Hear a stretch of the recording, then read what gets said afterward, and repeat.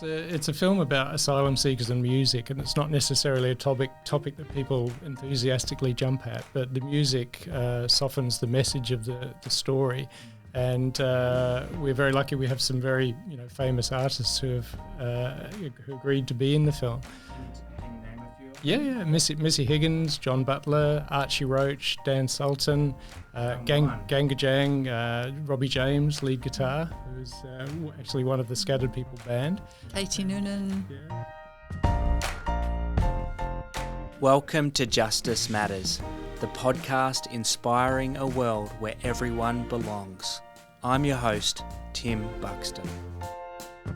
Hey there, friends. Welcome to the podcast. Today on Justice Matters, we have an interview with John and Lizzi Swatland, who for the past 7 years have dedicated their lives on the side. They've both got a career. One's a chiropractor, the other's a teacher, and they've both been using their spare time into a passion project called the Scattered People film. It is a documentary like no other. It engages the heart and soul on an issue that's very dear to me. They use music, they use story to address the issue of asylum seekers and refugees, in particular here in Australia.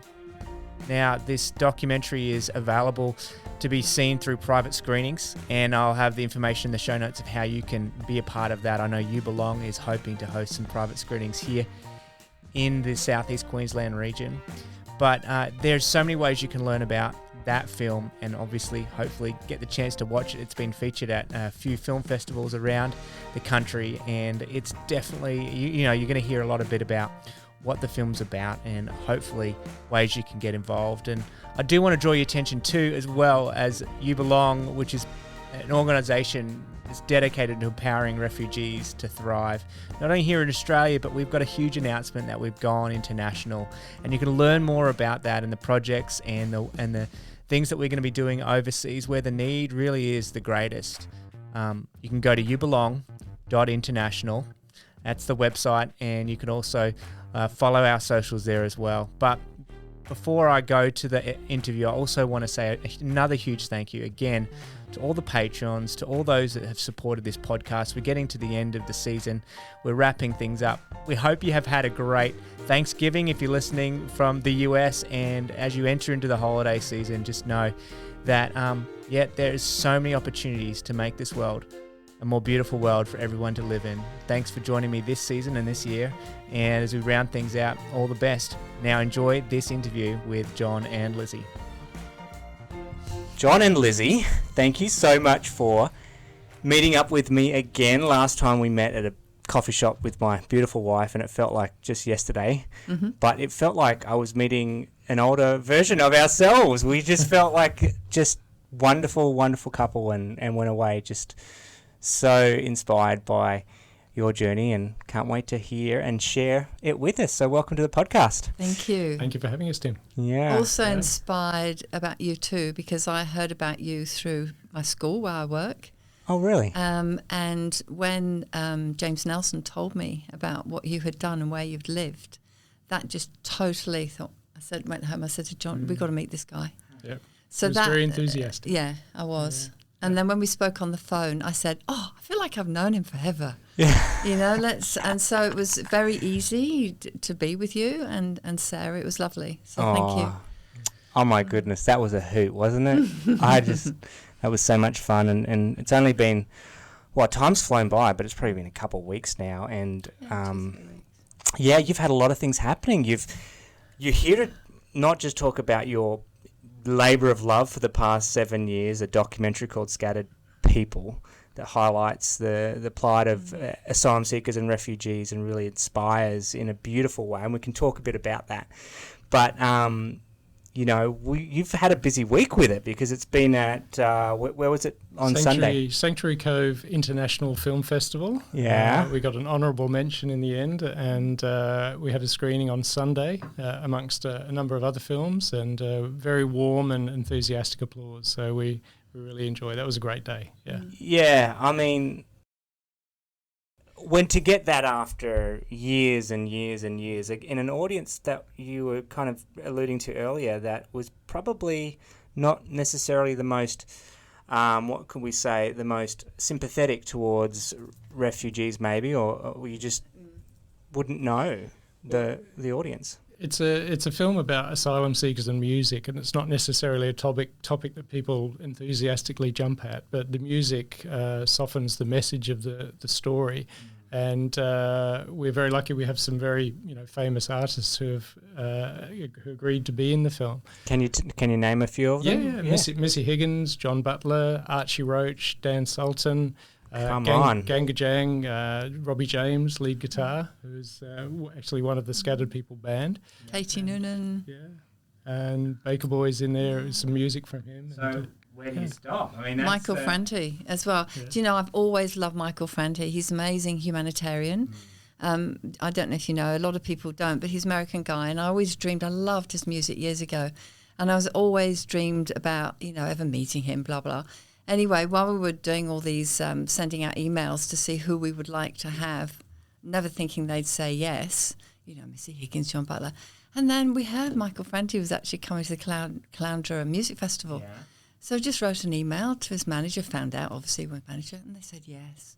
So that's how we interviewed him. So I was but he's so tall. Yeah. He's about 6'5". He's got these huge feet that are always bare, which is a lovely story. He only has bare feet because was it Iraq? I think he went to the Middle East. He did a tour around the Middle East. He went to Palestine, he went to Jerusalem, he went to Israel, he went to the Middle East, Iraq, all those places, and he just took his guitar and he talked to people. He noticed he went to places where they had no shoes. So he said, right, I'm going to have no shoes. I'm going to be with these people. And they were playing soccer. He said that he loves soccer, so he was playing football, and these kids had no shoes and they were playing football without shoes on. So he said, right, I'll take my shoes off. And from then on, unless it's freezing cold, he always plays in bare feet. Oh my God. And I just love him. I think he's fabulous. So that was it kind of grounds you, doesn't it, when you have that kind of, I mean, whether you have no shoes or not, it kind of reminds me of the time I first went to Africa, and I went to Zambia, and we're working with street children, and one night we were out visiting these street children, and there they are sleeping on the ground. I went back to my hotel and I was like, there's no way I'm sleeping in my bed tonight. Of course I come back to Australia and I'm sleeping in my comfort in my bed, but there's that something grounding when you put yourself in someone's shoes like that, or no shoes, and you kind of walk a mile, right? Absolutely. Yeah. So I had the greatest more respect for him in a way, and what he's doing and continuing to do just by bringing people together. It's a community, and as he says, building, we don't want to build walls, we build bridges and coming. So he's very much into community, and so, a lot of the other artists are too, but it was just the fact that he was actually happened to be in Australia, and I really believe in the divine intervention, and, so, okay, this will do. And it just totally married up with us. It was great, wasn't it? Yeah. He was our dreamer. We always thought, wouldn't it be amazing? Because his famous quote is, music doesn't change the world, but it changes people, and people change the world. And, we heard him say this right at the beginning, and we thought, wouldn't it be great to have him on our video, our show, whatever that was going to be. Initially, it was only going to be a small video, but it turned into a 1-hour documentary in the end. And he was the icing on the cake as far as interviewees go. Yeah. And we love music festivals. We love going to them. We love music. Even before we met, I adored music. I was a disco girl in London in the 80s. Come on. Oh, yeah, dance all night and then go to work the next morning. Yeah. Don't know how I did it, but anyway, I loved it. And then when I met John, you love music, not so much the dancing. Yeah. But you love the music. Well, rock and roll, that sort of thing. Yeah. Well, I love all the latest music. I love rap, Just sort of follow it all. Bit of Kanye West here and there. Not so sure about him, right? He becomes president. He's definitely a polarizing figure. But it's music, whatever you're into, jazz, classical, rock, punk. It is a universal language, right? Totally. And it's something that you don't need to speak someone's language, but if you can pick up a guitar or play an instrument, suddenly a room is filled with connection, and there's something unspoken about it and beautiful. Yeah. So and it's like you don't even have to know the words. You can just sway or hum along, or it's and it's everywhere. It's in every single walk of life. It's from having no money to poverty, as you would have seen when your travels in Africa, to these amazing cathedrals where they have these wonderful choirs. So music is a wonderful theme. And even when we were doing the film, we sort of got quite political because we just felt so there was no justice. It was just horrible. And so when we interviewed Tom Keneally, who again was an absolute dream to think he'd say yes, and but he was actually quite. He was very political, and he was so passionate about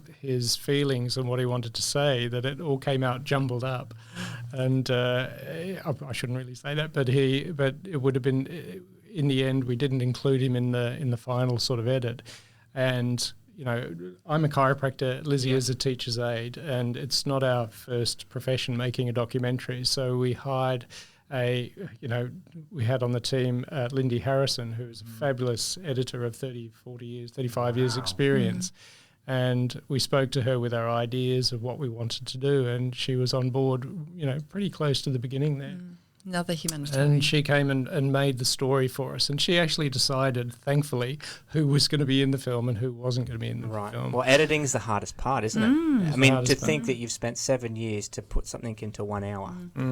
And it's what you cut out is also important. You have to fine-tune it right down to the story that matters. And in the end, Tom had a lot of really good ideas and a lot of wisdom.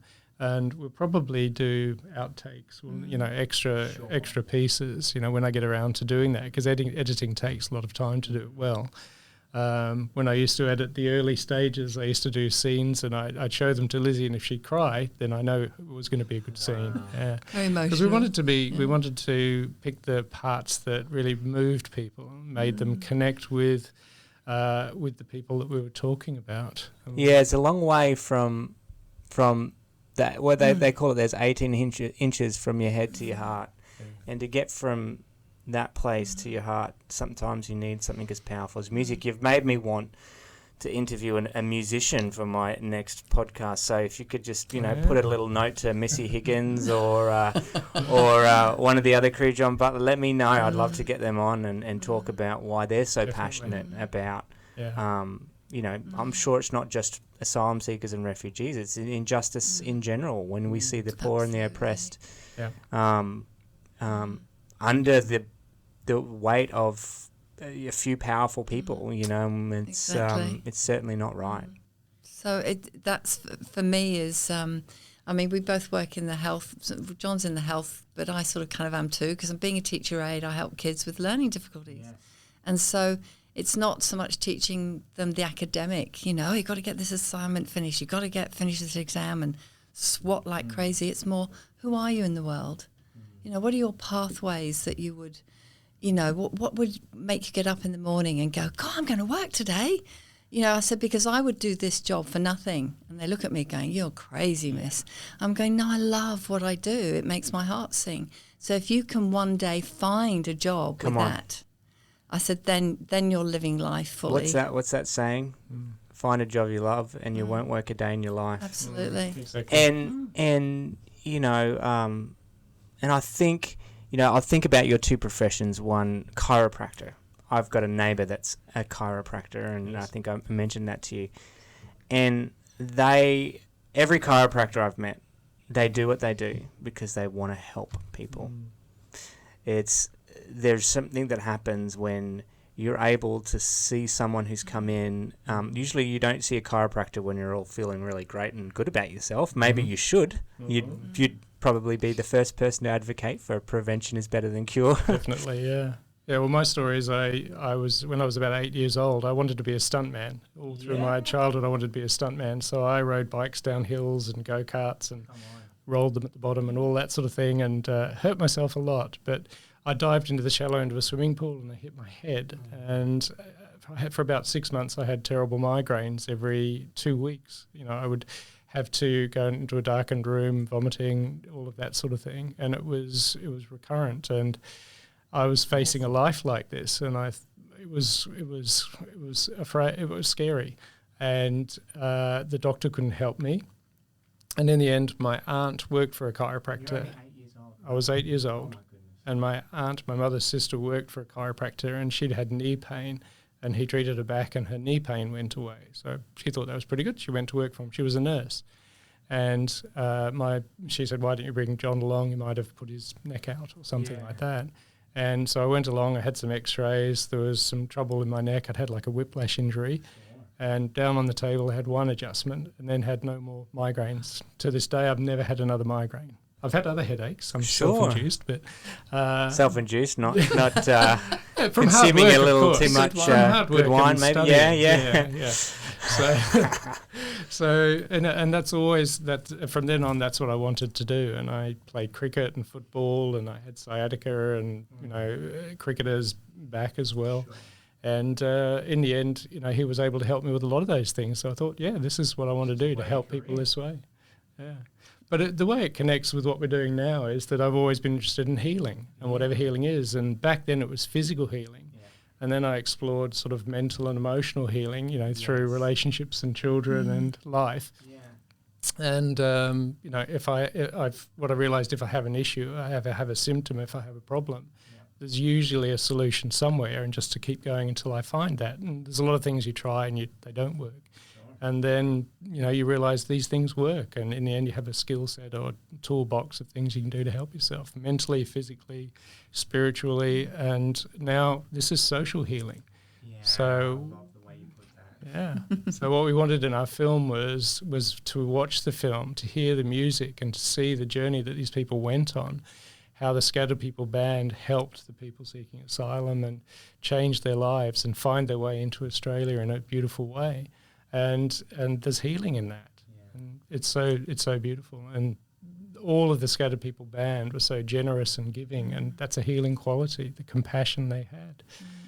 The unconditional acceptance that they had for these people who were lost and didn't know what to do in a new country, and you know that yourself, and they just need someone to extend a hand and a heart and show them what this world is like here.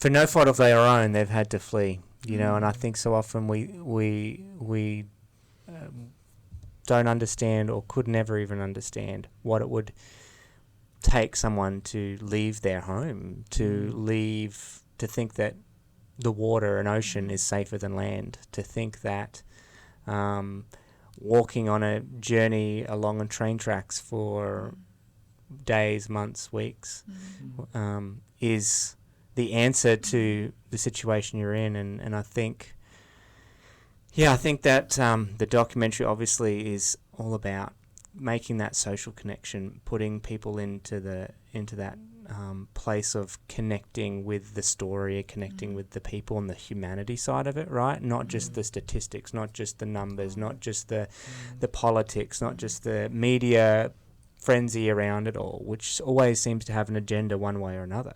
But when you don't have an agenda and it's just about the person and their story, it moves and your a heart. lot of people actually are not aware either of what would happen if, Massey had to leave in 3 days, leave everything behind, everything he knew, couldn't speak English, and then, how to leave. Saha was the same, and she was told by this person to get to Australia how much it would cost, which, is a lot of money, but also 90% you'll die. Mass was told 50-50. I have no concept of what it would be like to get in a boat with 200 other people, not knowing if I was going to survive it or not. And there are amazing stories, very sad stories, that Brian Bacopis, who is the father, we call him, of Scattered People, he has some very tragic stories that he met of people and what happened, to them. And that's the other reason we wanted to do Mass and Saha's story, so other people who don't know, if you like, this is what happens. Have you any idea what that could be like? Yes. And then you arrive in a country that doesn't really want you. Basically that's what's happened here. Can't speak English, and Mass just washed dishes every night for $5 a night till he could speak English. We wouldn't have a clue what that would be like, and they had nowhere to live, that we didn't even help them. The government didn't really help them. It was after 2 weeks, right, out you go. Yeah. And that, to me, that's not humanity. That's not... Well, no one in their right mind would think that that's acceptable and... Yeah. Okay. So it's educating. It is. It is. Yeah, it's educating as well. Yeah.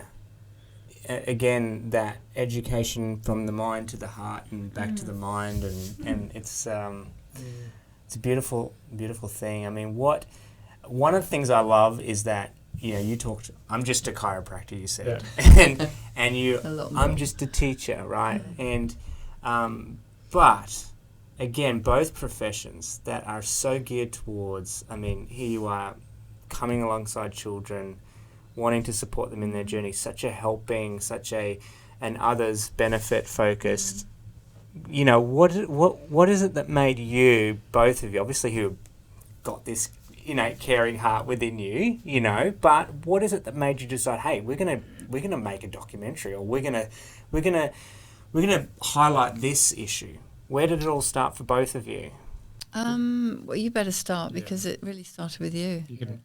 Yes, Robbie James is the lead guitar of Ganga Jang, you know, famous Australian band, and out on the patio we sit. It's an anthem, Australian anthem, for those who don't know it. He was a patient of mine, and he came in and he had guitar player's neck, he likes to call it, and he had some spinal problems, so I was able to help him with that. And he was down on the table one day, and I asked him, what are you doing musically at the moment? And he said, I'm making an album with people seeking asylum. And that really grabbed my interest, because back then nobody was talking from the asylum seekers' side. So we were just getting the government rhetoric about, you know, how we needed to protect our shores and all that sort of thing. And I wondered why that was going on.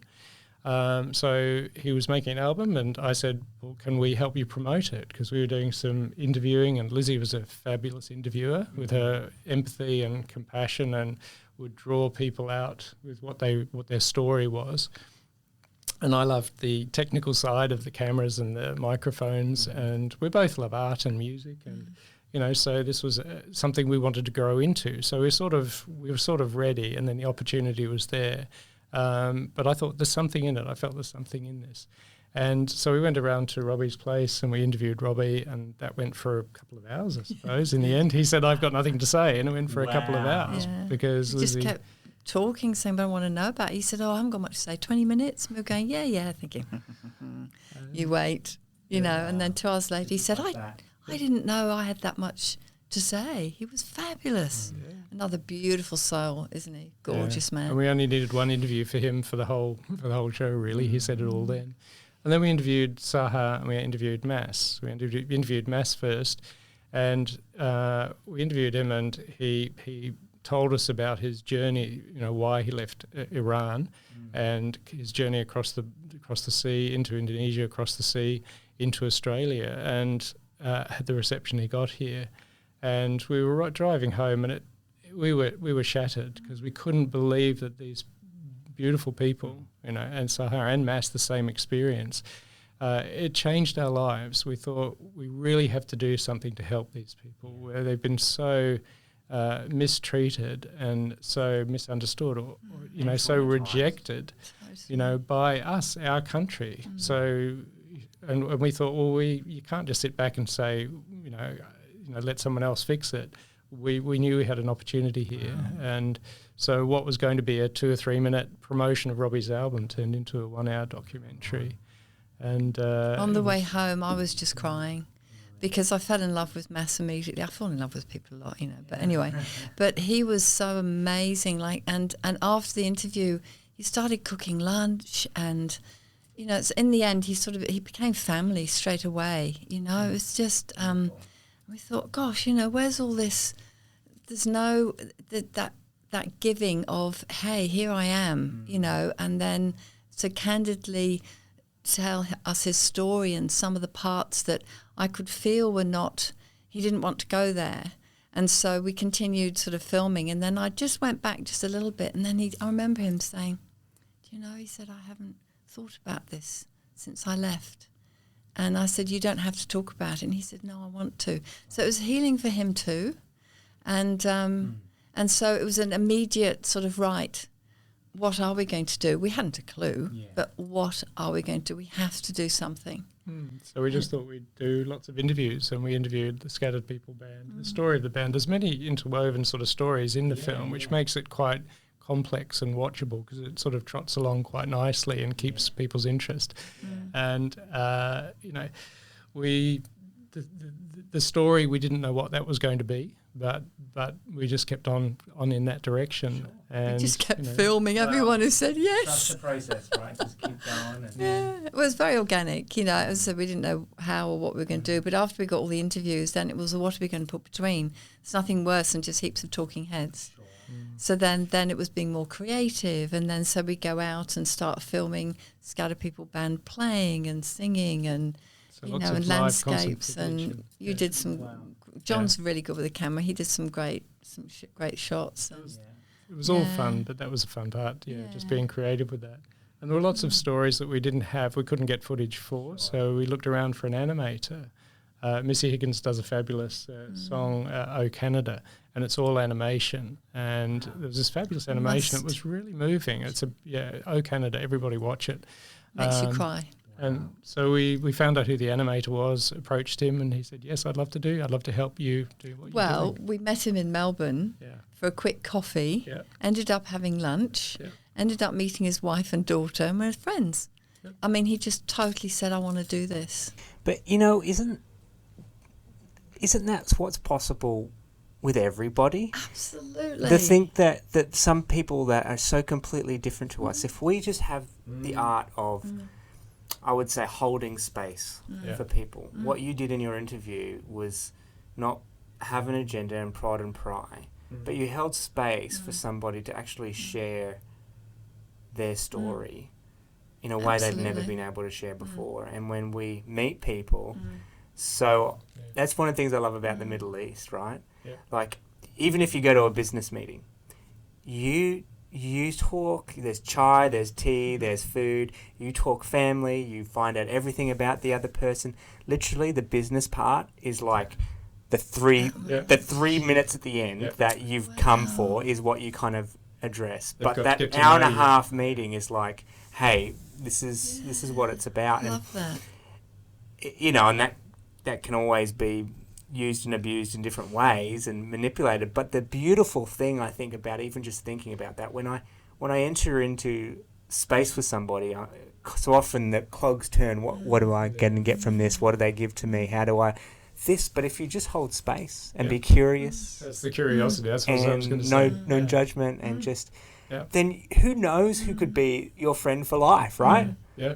Exactly. Well, all of these people, all the people we've interviewed are, and because we just connected with them, and it's just they've taught us. I feel like I'm your friend for life, and we've only met twice. So. I agree with that. So many half conversations. We'll have to finish some of them. Yeah, I think so. Definitely. Yeah. There's another lovely story. We met this. There's a place called the Romero Centre in Brisbane, and it's where they help all these people seeking asylum and refugees, and they help with their visas. Sourcing everything. They even got a little pantry. It's an amazing organisation. So we went there to do a bit of filming, a couple of people there, and then there was two beautiful young Sudanese guys that helped us carry all our equipment, because believe me, carrying all this, what you've got here, in a suitcase. It's heavy, man. People don't realise a microphone and a camera, they're not like featherweight, totally. And the lighting and everything else. And the sandbags to keep everything down. Yes. Great. I'm glad we're not doing that anymore. Sorry, I've brought back memories. No, it's fine. What's the sequel to this documentary? Yes, exactly. So these two young men, just absolutely beautiful. So they helped us, and then after that, I obviously wanted to hear their stories and all of that, and again, very sad stories. Anyway, we invited one of them to come and visit us. We kept in contact with one more than the other. The other one was a little bit shy. And this lovely young gentleman, he actually was living in sort of a room under someone's house, didn't go out. He was too scared to go out because, again, we weren't looking after him. And he went to the Romero Centre so they could help him with visas and things like that. So I said, would you like to come and see us? So he said, oh, yes. Okay. Anyway, put him on the train, and he came down to the Gold Coast. And we met him from the station, and we spent the day together, and our other daughter was with us at that time. And we took him 10-pin bowling, took him for lunch, then we went to the beach. And Kate, our daughter, and John were playing in the waves, and I was just walking with Noah, and he was very quiet. And I said, are you okay, darling? He said, I smell the ocean, and I'm here. And he said, this is the first time I have been near the ocean since I got on the boat. And I said, are you okay? He said, yes, this is good for me. I needed to do this.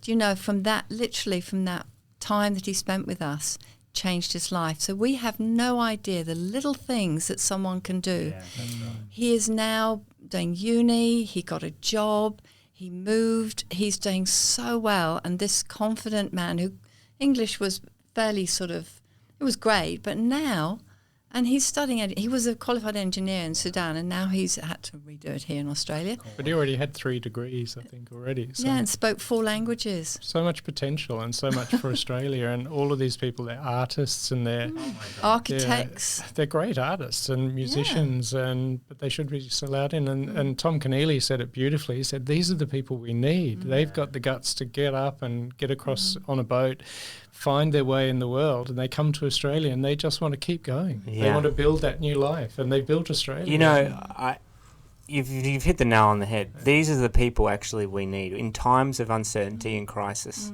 when the world is upended, as we've seen.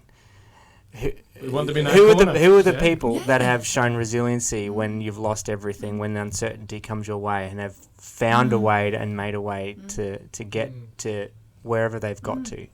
These are the ones, I've kind of had the privilege of sharing at a TED Talk recently, and the theme was from refugees to waymakers, and redefining the term of a refugee or a displaced person, which they've called people on the move, as this all-encompassing term. And I thought, well, that's not good enough. They're not people on the move. They're finding a way. They're making a way. They're waymakers. And these are the people that we need to lead us and to teach us. They're the brilliant ones. They're the creative ones. They're the integrous ones. I mean, they have integrity. We don't look to them and think, oh, these are people with incredible integrity, but they are the ones to teach us what it is to have courage, which is the greatest form of integrity, to do what is right even when it's difficult. Absolutely. So you could get me going on all day, but but no, I totally agree with you. Well, we've learned so much. We've gained much more than in our relationships with the people that we've met, all of the people, because they're all really passionate about what they do, whether they're musicians or whether they're people seeking asylum, they're artists, and they have such strength and resilience, but also they're really interesting, and it's they have history. We've learned history of countries, and we've looked into things more deeply, and it's not just a passing thing, it's we've always wanted to learn about the world, and this has really helped us as we've gained so much. We've learned how to make a documentary. We've gained, we've been given so much as a result of it. And their generosity as well. Every single person that we either interviewed or met, or even in the film industry, we had no clue. And so we go to all these big what would you call them, conventions and down in Melbourne, learning more about the craft. Everyone was so supportive. So tell us about your film or your documentary. Oh, wow, that sounds interesting. Tell us about yours. And there's one amazing lady, Rebecca Barry. She's a great director, producer, and she actually said, we have to have documentaries. This is the truth to get out there, because we can't trust the media anymore unless you get the ones that we know about. So documentary is important. We all need to continue making. We need a bit of time to tell that story, not just a short 5-minute. That can do a lot, but to actually absorb into it, and let that go deep and see the full picture that's going on. So that's what we tried to do. We tried to pack the mental, the physical, the emotional, the spiritual nature of the journey that these people were going on, and the Australians that went on that journey as well with them. The Scattered People Band were a band who of kindred spirit musicians is what they like to call themselves. Brian Pacopis began it back in 1999 or 1998. And they found that what they were doing wasn't working, general advocacy, writing letters and that sort of thing. And they heard some music down the hall, and they opened the door, followed that music, and there was a couple of Chileans who were playing some music with their guitars, and all the other asylum seekers from different countries, different nationalities were swaying to the music, and they were connecting through music, and that's where it started. And in a way, that's how Scattered People Band started, and they took their music into detention centres and played live with the people when they came out. And, just so easily at that time, sitting around the table, they could have gone up and closed the door and closed that music out and kept on doing what they were doing. But they did something different. They saw that this was something that it led to a realization of something that could work. And not what we want, but what they want. So it's not what they were doing all their little, this is what we need to do, council and everything like that. And yet what Brian did was, hang on, maybe, what do they want? And it was music. Yeah. And their stories then were written and created these beautiful songs that are now on the Scattered People albums. They're their stories. Yeah, that they put to music. Yeah. So it is a lovely story. Sorry, let's check. That was a good little pause there and start this again. It's probably longer than 25 minutes. It was a little bit, but it's okay. At least we can start again because I've got a thought to go on to. Okay. And I think it's not just music, it's sport. It's the arts. It's all those things that connect us together. I think of Craig Foster, right, and his passion. Exactly. And these and you see these young Yazidi boys up in Toowoomba that have joined the soccer club, and before you know it, their soccer team's winning Division 1, and because they're so talented and passionate, and again, it's not about how good they are, but it's the community. They find community. They find connection when we don't just say, they just need a job. Like we talked about earlier, people don't need a job. They need to find their bliss. They need to find what they have to give to this world. And it needs to be mined and discovered, and it needs to be nurtured. And then we will flourish. And if we just look at, an immigrant is someone that can fulfill some jobs that we need, we have missed the point completely. That is, they're not a means to an end. They are a gift to be received and to be cherished and to be nurtured. Totally. And they're all such hard workers as well. Sure. I'm British born but been here forever. And, a lot of Australians, they sort of only want to do what they want to do. And no disrespect, that's absolutely fine. But what we've discovered through that, they will have a go at anything. Because they just want, they want a home, they want a family, they want connection, they want friends. So it doesn't matter what they do. And obviously it'd be great if they could do what they really love. I mean, when we were on our way to Archie Roach, we were in a cab down in Sydney, and the cab driver that was, or the taxi driver, I should say, I'm not in America. Melbourne, was it? Oh, the Uber driver, sorry, don't even... No, well, he was a taxi driver, but he was an architect from, I can't remember, Egypt. Yeah. And he was driving a taxi because we wouldn't recognise his qualifications. Imagine what buildings he could design. So it's all of that. And so that everywhere we went, there was the injustice of, no, hang on a minute. This is not right. Another one was a pilot and that sort of thing. But I think it's also the way the Australian government in particular, and it's not just one side or the other. No, they've both been responsible, haven't they? Yeah, and it's, if we can look at the whole person and instead of just the economy, we've become an economy, not a community. We need to go back to being a community. We need to be have projects that nurture people socially and bring people together. At the moment, it's quite divisive. A lot of the conversation, the way it's framed, the way it's put, it's all dividing people.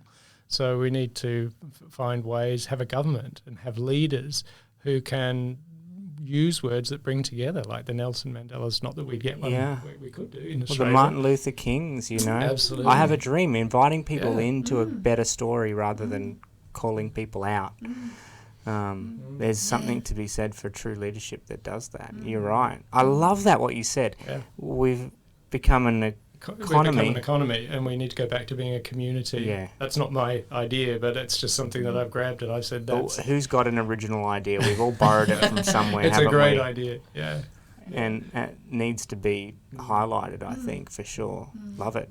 But the leadership is a really important thing, and I think we've had a lot of failures in Australia recently, and using the asylum seekers as a political pawn, which started with John Howard back at the Tampa crisis, and then since then the cat was out of the bag, and everything have been used ever since.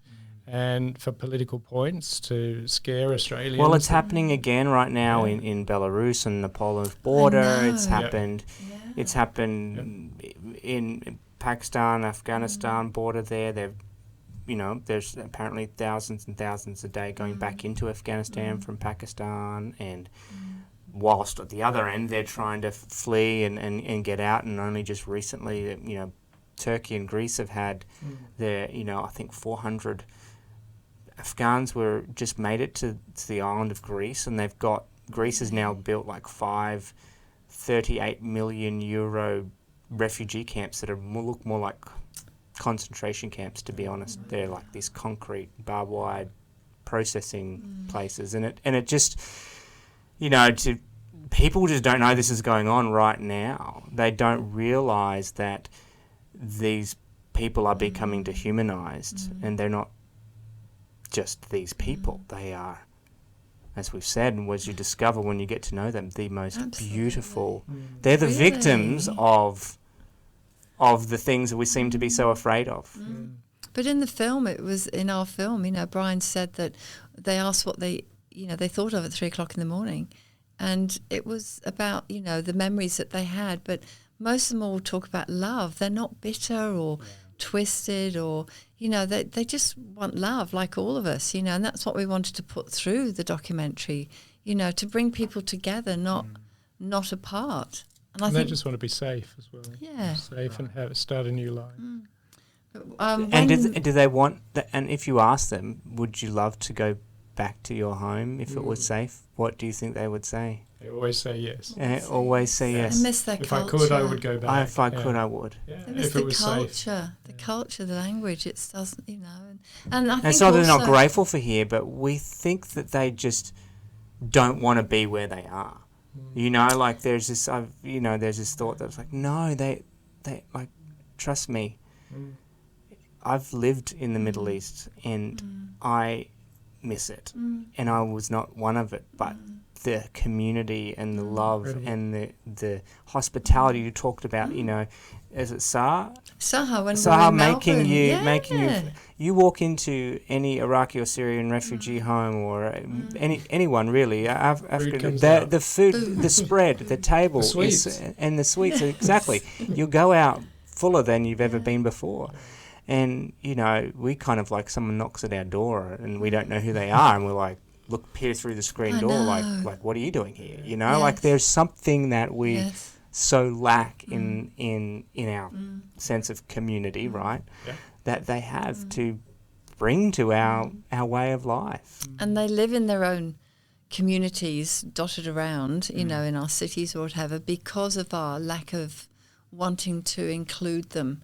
So then they get vilified, on the news saying, all these things happening in Sydney. It's not actually the truth.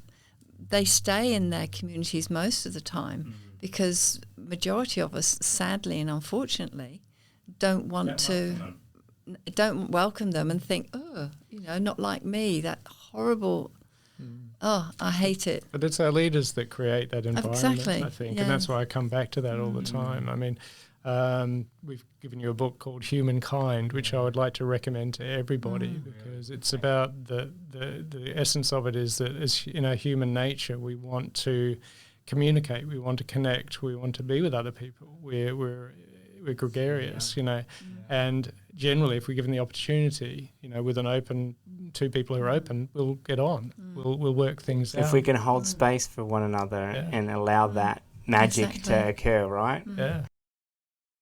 Now it's time to take a moment to thank those who make this podcast possible, not only our wonderful patrons, but Jared Bell from Walk a Mile Media, who produces the show. Thank you so much. And now here's an advert from our sponsor, Freedom Broadband. Let me tell you about one of our partners, Freedom Broadband. They're an incredible profit-for-purpose business. Freedom Broadband is your all-in-one internet and telephone service provider, whether it's for your business or your home. Now, their internet connection and speeds are simply amazing, and they're in another league when it comes to the quality of their customer service.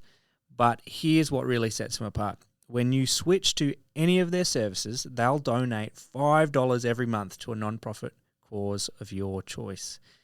As the founder of You Belong, an Australian-based non-profit charity, one of the greatest challenges we face is fundraising, and I think I can speak for almost all leaders in the non-profit world when I say that being able to have a residual income coming into your accounts to support your work is a dream come true.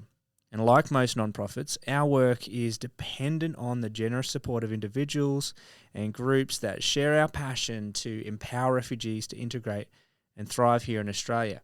But what that means is that we spend more time and energy looking for ways to raise support, and what I'd desperately love to be doing is spending that time and our limited resources developing and growing the many successful programs that we run. But here's where our friends at Freedom Broadband come in. You see, a few months back, I was on a 4G wireless connection at home through one of the largest phone and internet companies here in Australia. And each month I was nervous about going over our usage, getting a nasty bill at the end. And I was working on a lot of the podcasting and videos at home, and the speeds I was getting were just painfully debilitating. And I finally decided to give Freedom Broadband a call. And within 2 minutes, I was on the call with Graham completing my application. And within a week, I had completely switched over to their $79 a month unlimited plan. And I can tell you firsthand, the service has been phenomenal. And I have a direct line to their customer service team whenever I have a question or need assistance. And now the studio and office where I work has switched over to Freedom Broadband as well. We're on their business plan and we haven't looked back. And how cool is this? Little by little, connection by connection, Aussie-owned and locally run Freedom Broadband is now actively supporting the great work of non-profits in communities all around Australia. Simply by switching your internet to Freedom Broadband, you can help transform the lives of those less fortunate. And that's why I love these guys. And get this, head to freedombroadband.com.au and quote Justice Matters on your application form, and they will donate $50 from the activation fee to support Justice Matters. That's going to enable us to continue this podcast and inspire the world where everyone belongs. That's freedombroadband.com.au. Say goodbye to expensive, mediocre internet with poor customer service and hello to top-notch internet service and the good feeling of knowing you're supporting a great cause. Join Freedom Broadband today. Quote Justice Matters and let's partner together with the internet that's helping to change the world. Alrighty then, let's get back to the episode.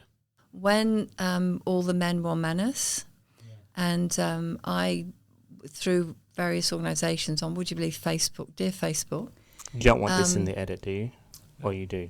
No, I'm really happy to talk about it. And when I actually met, if you like, through Messenger, these men that were desperate to talk to people in Australia or anywhere, really. Anyway, cut a long story short, we met.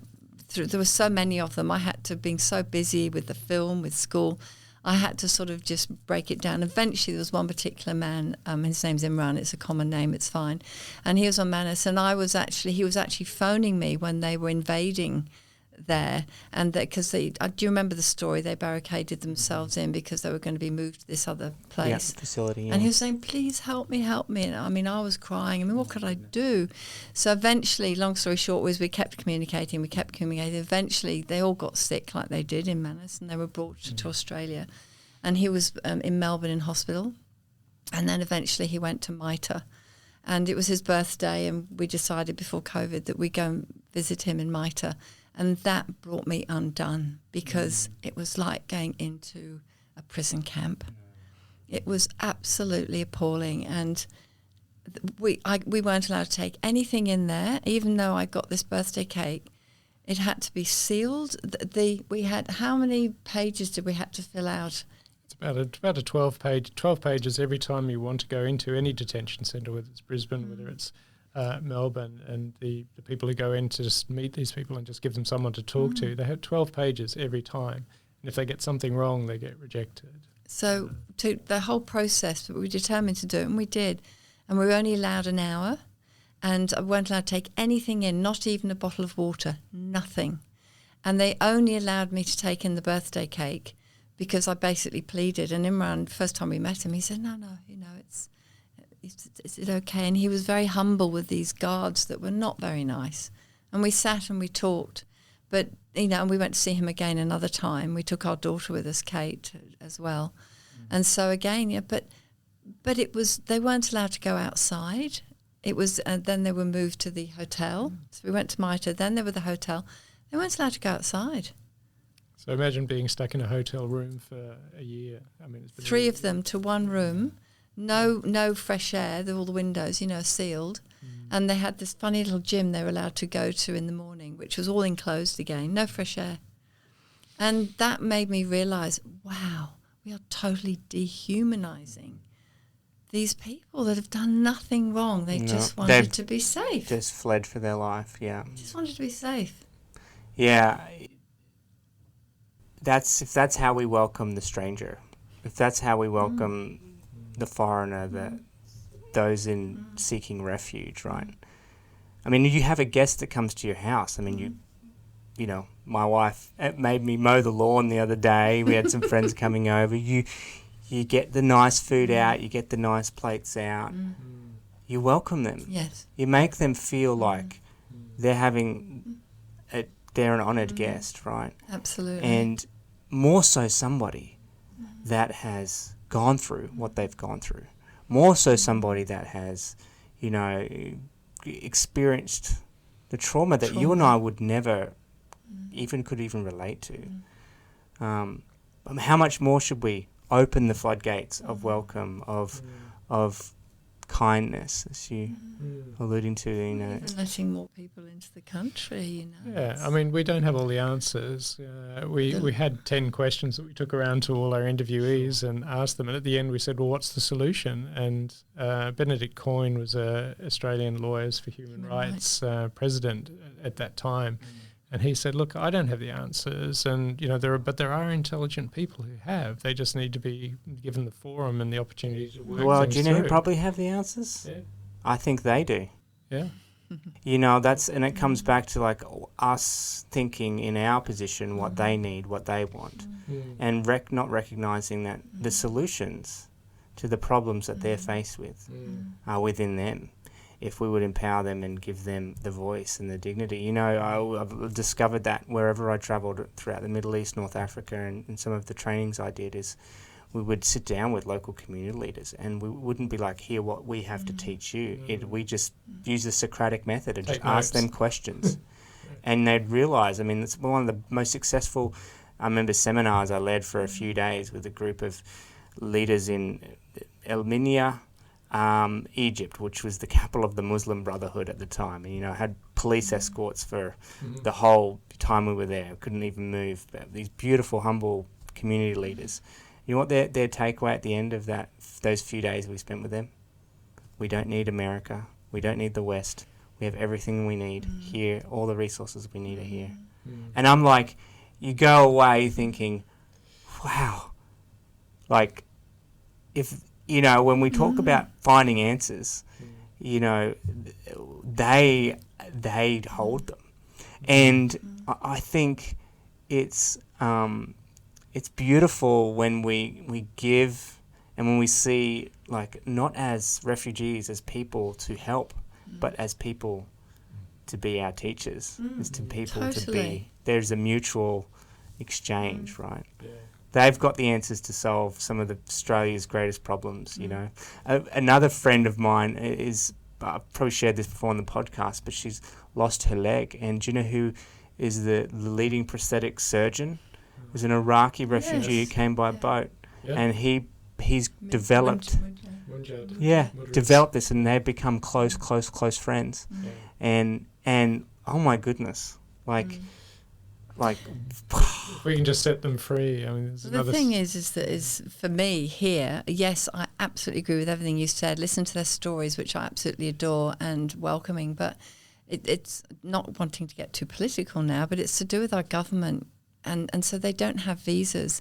Do you know, we did a screening at UQ, and there was this beautiful Iranian woman there, and she's part of. She came via Romero Centre, where I talked about before.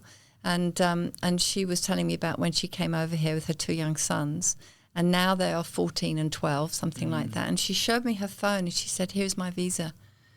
Not allowed to study. Her boys are intelligent young men. They are not allowed to study. They're not allowed to go to college or university unless she pays international fees, which there's no way they could. Yes. That is wrong. So for me, it comes back to with all that we have, for goodness sake. I mean, if they're...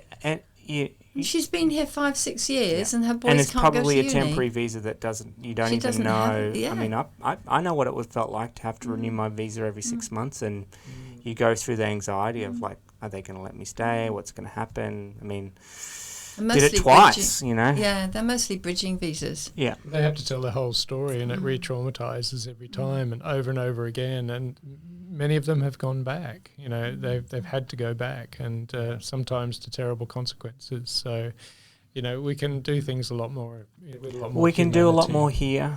We can do a lot more overseas too. And to me, that's something where I'm very passionate about as well. It's like, why there's people that I don't want them to take the 50-50 chance to risk their life and be a victim at the hands of some people smuggler. I don't think anybody wants to see people go through those kinds of situations. And so we have a responsibility not only to welcome and see the gift that these waymakers are here in Australia and open our doors so much more, but I think we've got an obligation to do so much more overseas. And 85% of refugees and displaced people live in poor countries that can't even really sustain and provide proper food and healthcare and well-being to their own citizens, let alone those that are living there. And wars as well. In the wars and the vulnerabilities they face, the job is complex. There is no, like you said, there's no simple one answer. Yeah, definitely. But it's also a number of other things as well, and it's the way we approach these problems. It's the Indigenous question. It's it's people in prisons locking people up. In the book I told you about, Humankind. In Norway, they have prisons which are rehabilitation places. No one spends longer than a year in those prisons. And they're put into these places, and they're more like summer camps. They have trees all around. They have their cabins. They have knives and forks and crockery, and they make their own food. And they're rehabilitated to go back into the world. And all the guards or wardens, they play games with them. They so play it's a cards. justice system, really. Yeah. It's a system that is designed to rehabilitate and to heal, and rather than just be punitive. Heal into life, which comes back full circle. What you're so passionate about. It's about healing and redemption. Yeah. It's about restoration, and we all have that story, don't we? Yeah, and it's not giving up. It's no matter. We always say, you know, when people at the end of the screening say, "What can we do?" It's like every single person. If you're passionate about this, you can do something. Just ask someone over for dinner. Just have a coffee with somebody, or, you know, or if you really don't like the way we're treating this government, send an email to your MP. Whatever it is, you know, we can all do something. Everything. We're the ones that can change the world, not the government leaders who are useless, but we are the ones that are the leaders that can passionately. I mean, I had no clue what we were going to do, but yeah, I am passionate about it because it's not right, it's unfair, it's unjust. So I have to do something about that, and it's only a minuscule, but I couldn't live with myself if I didn't. I couldn't, because otherwise I'd be a hypocrite. Do you know what I mean? So, and then inspiring others like you are doing, you know, with your podcast, with your travel. I mean, I want to hear so much more about you. That's inspiration itself. You are making a difference. And it might only be one person, 10 people, 100 people, who knows? But you are making a difference. And everybody else can do that if they want to. Yeah. It's just choice. And gosh, it makes us feel good. I'm not doing it. Yeah. But you know what? It's generous. Yeah. I've heard a quote and it said, you know, happiness is not getting what you want. No. True happiness is found in bringing joy to others. And it's a giving. It's a beautiful thing. Look, you guys have, you know, obviously in your professions lived your life to serve others, and in this beautiful passion project of yours, this film, Scattered People. Can you just share maybe how people can find out about it? What's the best way for them if they want to host even a screening to spread the word? There's so many ways that people, like you said, you could, you know, got a few friends, have them over for a nice event and get get you guys around for a Q&A and let's spread the word. So would you like to share how people can get involved? Go to the website, scatteredpeoplefilm.org, and you can sign up for our newsletter. We send out newsletters every now and then as to what's going on. There's also a calendar. Screenings are a bit quiet at the moment because we've released it through the asylum seeker and refugee organisations, and it's been quite hard through COVID. So we extended that time where organisations can show the film to raise money, to raise awareness for their cause. They can do that until about June next year, June 2022. So okay, that's exciting. Well, that's exciting news for You Belong. Obviously, the organisation, I'm so part of it. I've already had some great chats, so keep your ears peeled for when some future screenings might be happening. And guys, like, I know when we first met, this is certainly not going to be the last time we met, and here we are again. And kindred spirits. I look forward. To seeing how this message, this film, this story impacts people's lives. Thank you for giving yourself to it. Thank you for having us. It's been really fun. Oh my gosh, the joy and the pleasure has been all mine. Thanks, Tim. Thank you. Thanks, Tim. Thanks for listening to this episode of Justice Matters. I'd also like to shout out to the Patreon community that financially supports this podcast. Guys, thank you so much for your support. And you can join them simply by going to patreon.com/Justice Matters, where a simple donation of $5 a month, you can become part of the Patreon community and get access to behind the scenes content and extras that I share just with you. And lastly, there is another really important way that you can help support the podcast, and that's simply by rating it or leaving a review on Apple Podcasts or Spotify, maybe by subscribing on YouTube. Yes, we are a video podcast as well. Guys, thank you so much for listening in to this episode of Justice Matters. Please come again soon. I can't wait to share more episodes with you. Thank you so much. I'm your host, Tim Buxton. Thanks for listening.